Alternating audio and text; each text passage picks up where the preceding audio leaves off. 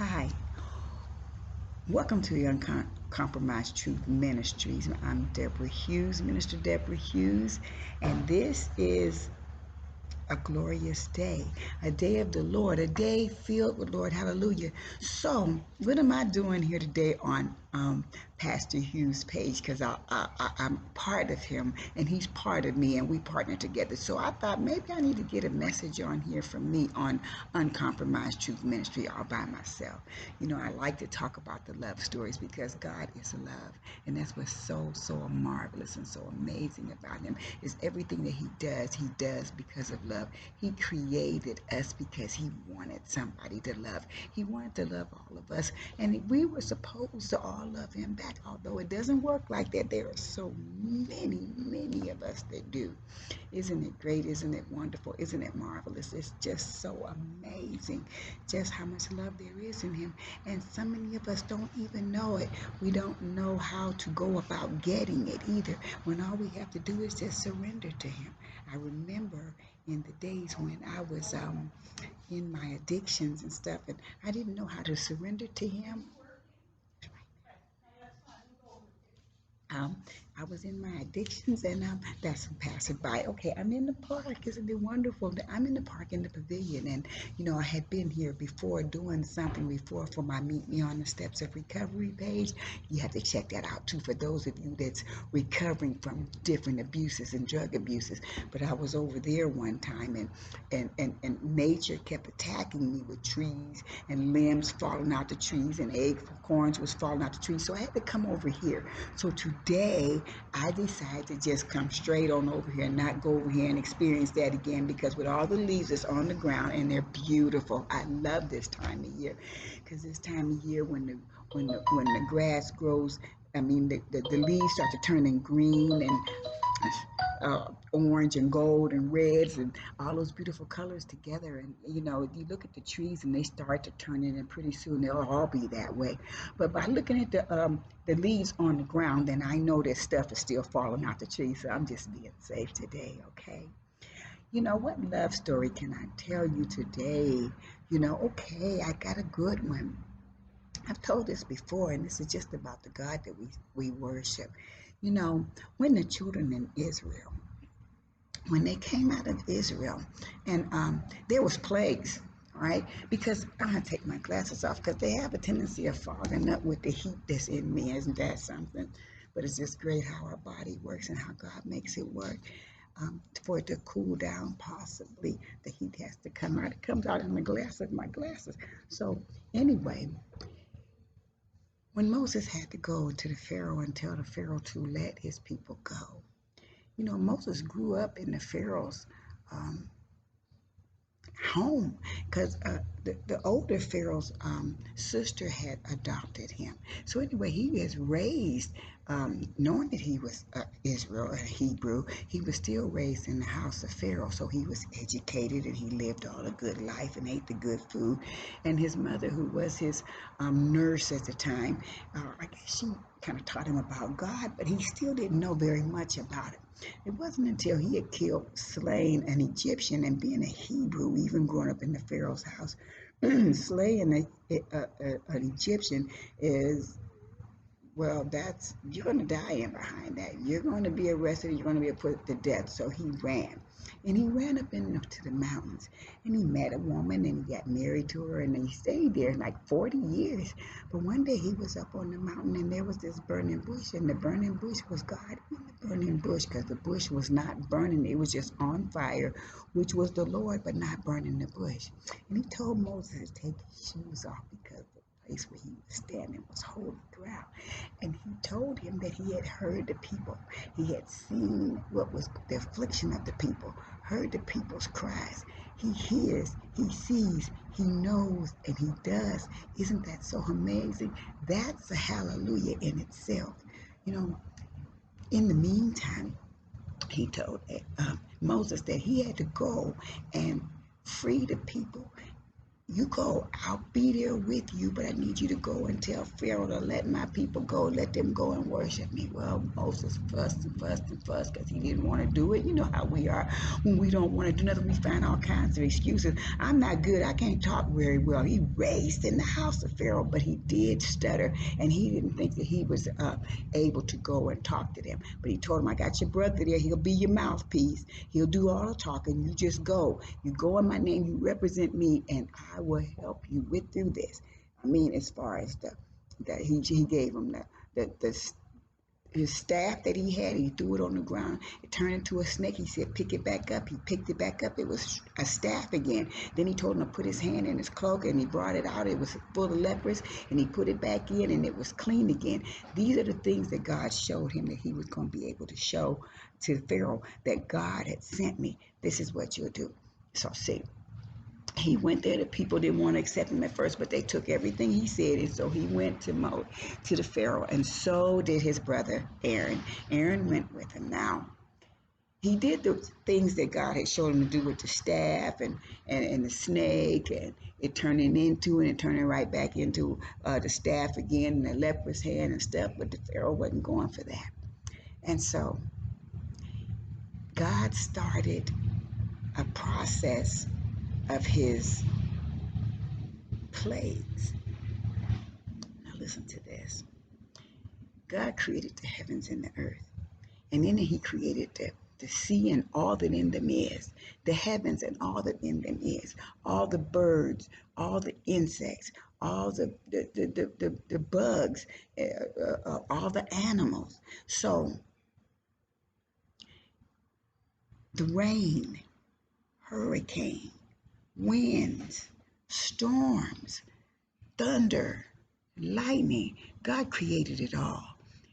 And it's amazing if anybody had noticed that all the plagues that God brought against the the Egyptians, were all nature. They were all natural, all part of the nature that God created. Isn't it amazing? He didn't use one person, not one army. The army were always in the stars, in the fires, and he brought those plagues on those people. They had to go through so many things, and that Pharaoh's heart was hardened because God was wanting the Pharaoh to see exactly who he is. I want him to see that I am God Almighty, that they worship all these things that's got these crazy heads on it, got men's bodies and birds' heads, got men's bodies and lions' head, but they don't worship. It's a thing. It's part man, part beast, but not something like me, a spirit that hears, knows, sees, and does. Not worshiping something that doesn't have hands, can't do anything. And how do you create and make a God to do something for you? So it was crazy, right? But that's what they believed in. And so all the plagues had to take place. It was 10 of them, you know. I don't have my notes to really go through all of them, and I do want to, but I thought I had them with me. I grabbed the wrong book. But they had the plague of frogs. You know what it's like to wake up? No, you don't know what it's like to wake up in your bed, and frogs are everywhere making that noise, and they're in your bed, they're on your pillow, they're on you. You get up and you get out the bed, and they're all over the floor. Not only all over the floor of Pharaoh's house, but all over the floor of the whole castle, and not only the palace. And then they're all over the floor, the ground outside, all over the floors and the houses of all the people in Egypt. But guess what? Over in Goshen, where the Israelites lived, there were none. There were none. There were no frogs at all. And then they had lice, and the lice came and bit them and stuff. That's something you don't want to experience. And every time the Pharaoh said, okay, take this plague away from us, and we're going to let your people go. If you didn't bring it, and your astronomers, astrologers, teachers, whatever you had, didn't bring them either, and they couldn't make this happen or make it go away, wouldn't we start to believing that maybe his God is God? But that's not what happened. He just asked for that just so he can remove them. And once they was removed, his heart was hardened again, and he would go right back to saying he wasn't letting Israel go nowhere. I'm not going to let Israel go. When he finally decided that he was going to let Israel go, he was only going to let the men go because he wanted to make sure they was going to come back where their children and women was. And Moses said, no, everybody got to go. So he said, no, they're not going. No, no. So what happened was that they had to bring another one. They brought the rain, and it was raining hail, and the hails would hit the ground, and when it hit the ground, it turned into fire. Well, this is what he was experiencing now, and this happened for a course of however long it happened, because it never says that it happened overnight or however long. It happened until he started realizing that his astronomers, his teachers, his sorcerers could not remove it, so he had to call Moses again. And when Moses and Aaron got there, he said, take it away, we'll let your people go. And then he said, okay. And he'd take it away, and his heart would harden again, and he said no. So then, it was like the lice was coming, they had come, they're killing up cattle, they're killing up stuff, the fires are coming, they burning up people's houses, burning up their fields. In the process of all these plagues, Egypt was losing everything that they had. The people were starting to beg Pharaoh to let him go, let him go, let him go. But Pharaoh can't be defeated because he's Pharaoh, right? And when you're the king, I'm the king, I'm the one, and they're not going to defeat me, and I'm not going to surrender. So no, he's not letting them go because this is our livelihood. So we're not letting them go.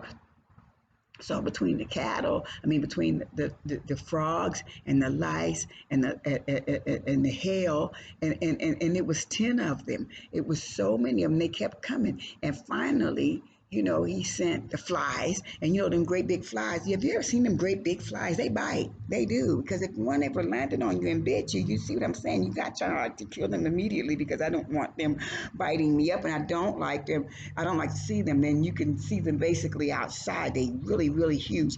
They came. They sent the flies too. And then he sent, finally, was the locust. Now, when the locusts come, the locusts will eat everything you have, everything that's green, and then a swarm of locusts come. I can sit right here in this park and look at all these trees that's right here by each other that's looking so beautiful, because God has such a beautiful. Can you imagine what Eden had to look like? By just looking at our park sometime, I said it looks like even so much more. But them locusts came through and ate every plant, every root, every grass, every tree. Wasn't nothing left but bark, limbs, and twigs. Wasn't a leaf on them. They ate everything. But he still wouldn't let him go. He wouldn't let him go. It was dark for a period of 3 days. 3 days. Dark. No light. It didn't get dark early. It just stayed dark. Stayed dark. And dark is gloomy for them. We go to bed at night, but it's dark as gloom, and they was like running into each other, couldn't see nowhere in front of them, unless some people had those fires that they carry in front of them too. But they had to do this day and night, knowing that it's supposed to be daytime, but yet and still it's not there. So that the first plague was also the blood, the water that turned into blood, the whole Nile. But I don't know if it was the whole Nile, it was just the Nile in Egypt, because that they worshiped there. They worshiped the Nile.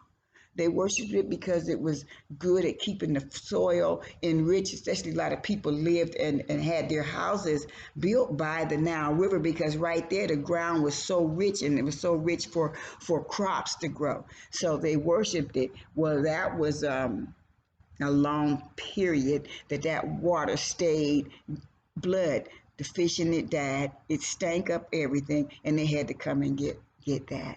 So they did all of this, and finally, it had to have the final one, because he told them no more, no more. You come to me, and you come to me again, and we won't see your face no more. And it was like, okay, this is the last one, and God is saying, okay, this is the last one, because I've sent all these plagues, all 9 of these plagues, and this one I've been saving for last.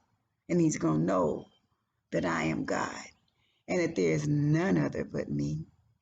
So what did he do? He told them that they had to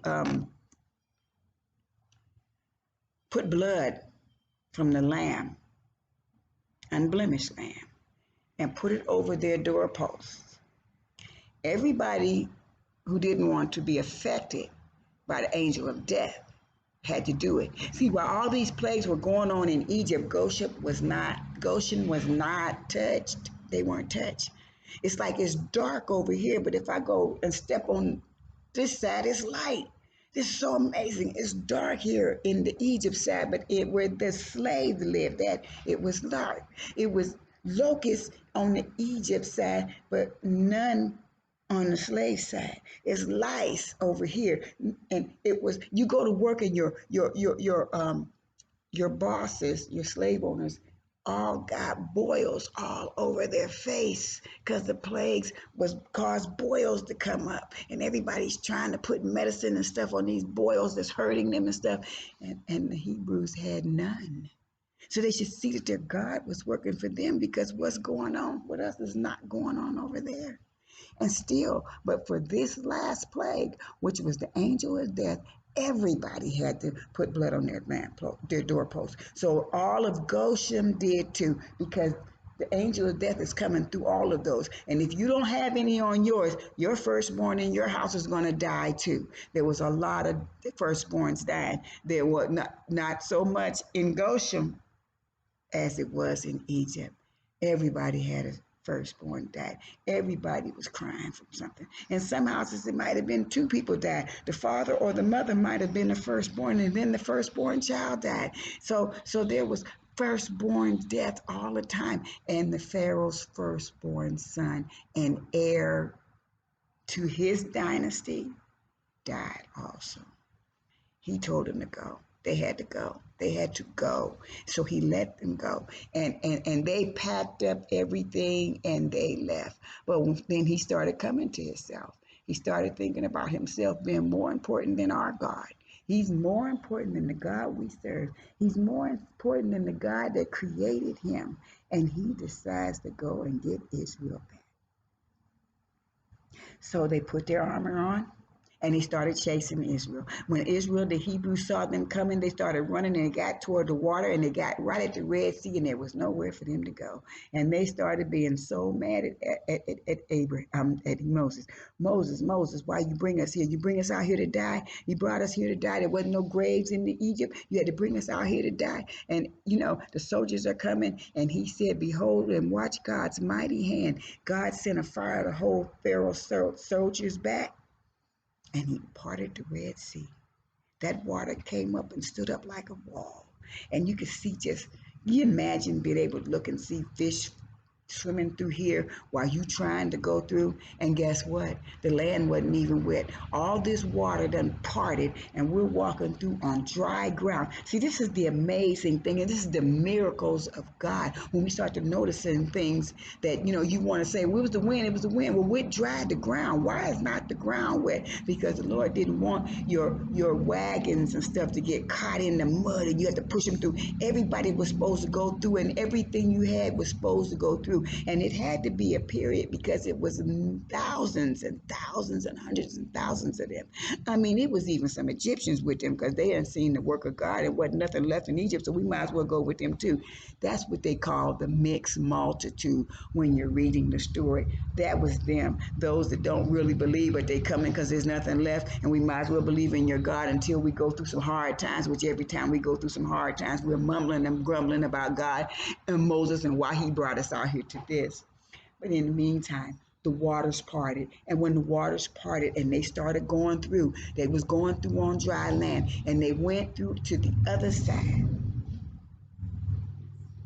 And once they got through, Pharaoh, who seen this water part, know that he can't do this. This has got to be an act of God. I wouldn't even have tried it. I'd have been like, nah, wait, that's as far as we go. Let's just turn around and go back to Egypt, and we got to make the best of it there, because we're not going. But no, that's not what he did. He told his soldiers to go. Soldiers went through there, and God closed them waters back up and covered every one of them. How amazing is he? These people saw that and it rejoiced and rejoiced because you will see them never again no more. And they didn't see them again. But I mean, they still got to go through the wilderness. And going through the wilderness, they complained and cried and complained and cried and complained and cried and complained and cried. And God was still giving them everything they needed. He'd get mad. He'd get angry with them. Well, I'd say he'd get disappointed with them. And yet, and still, they want water. They need water. They need food. They cry about whatever they needed. And God was giving them what they needed. You know, why? Why? Because he loved them. He picked them as his chosen people. And they were supposed to be the ones to take the message to the world. But because they refused to take the message to the world, we got the opportunity, the Gentiles that wasn't born of them. But because we got the message and believed, we get to tell it, and I'm telling it to you. The God that we serve that did so much to save us, and he's doing so much for us today. He's doing that to save us today. You know, we don't deserve it. We do whatever we want to do, and then we want to run to him as soon as we get in trouble. Once we get out of trouble, we run and we tell everybody this great thing that we did to get us out of trouble. I used to be like that. I never want to credit God for the things that he did for me. I always wanted to act like it was some great thought of my own, like I was so a genius. Well, I am. But I was acting like I thought of this all by myself, and this is what I did, and this is why I'm out of this trouble. But God is such a God of love. He loves us so, so much. He's so merciful. He forgives us all the time. How many of these characters do we have when we're told to be, let's create man in our image and after our likeness? Let us create man in our image and after our likeness. So therefore, if I'm being created in his image and after his likeness, I am supposed to be merciful. I can't walk around carrying a grudge against everybody that does something to me. That's on them. That's between them and God. It has nothing to do with me and God. But when I act like they act, that has to do with me and God. And I don't want to disappoint him. I don't like disappointing him. And guess what, y'all? I want to live in the ever after. I'm not satisfied just being here on this nasty earth with all this ugly stuff that's going on, especially right now. It's so much unrest in the world going on. And right here in our country is terrible. So why would I want this just to be it when there's a promise of something greater? I want the something greater, and I have to tolerate this, but I have to be obedient to my God while I'm tolerating this. So this ain't so bad because what he has for me is so beautiful that I can live through this to get it. And I want it because he said I can have it. We kings and queens. You know, we priesthood. So I need to be carrying myself in that manner. No, I don't want to hear people talk nasty. I don't want to hear people cuss and swear all the time. But that, I don't say nothing to them about it because that's what they do. And when they get a relationship with God, a real relationship with God. Not saying, oh, I know him. Yes, I do. I go to church all the time. Well, go to church ain't the same. Everybody in church is not in church. Some of them go because they're supposed to.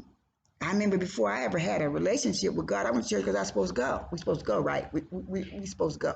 And that's why I went, because that's what you're supposed to do. If you want to go to heaven, you got to go to church. But you don't just go to church by going to heaven, and yet still you out shaking your butt, doing everything else, doing the hoochie cooch, screwing everybody in the world, cussing everybody out, and then saying, my God, my God. Now, come on. Which one? Which one? See, we can't straddle the fence. We have got to choose who we will serve. Either I'm going to serve God or I'm going to serve the enemy. If I say, I'm not going to choose, then I've chosen. Because if I choose the Lord, I have no business being ashamed of the fact that I've chosen him. And I can let you know I did. So, y'all, yeah, I choose the Lord. I choose him with all my heart. And you know what? Am I perfect? No, I am striving for perfection. And I fall every now and then trying to make mistakes. Making mistakes that I'm not trying to make, but yet still I do. The only thing is, when I do, I can go back to my God and say, I'm sorry. Please forgive me for that. Help me to do better, because I keep wanting to do better. No man is an island. We need people in our lives. We need friends in our lives, and we need to tell them about the Lord God Almighty. So this is the Lord that we serve. And the Lord was taking them to the promised land, and they missed out on going 40 years that they died out on, and the kids were able to go because they would not be obedient to the Lord. Do you want to miss out? Do you want to miss out on what's promised to you? Not what's promised to you, because you have got to earn it. You cannot do works to get to heaven. You have got to have a relationship with God, because He's not going to let strangers live in His house no more than you'll let a stranger live in yours. You've got to know Him. You don't want Him to say, I never knew you. You want Him to say, well done, faithful servant. Enter into my home. That's what you want Him to say. And I want Him to say that to me, but I want Him to say it to all of you, because I want us all to get there, and I want to get there too. So say your prayers. Talk to your Father on a regular.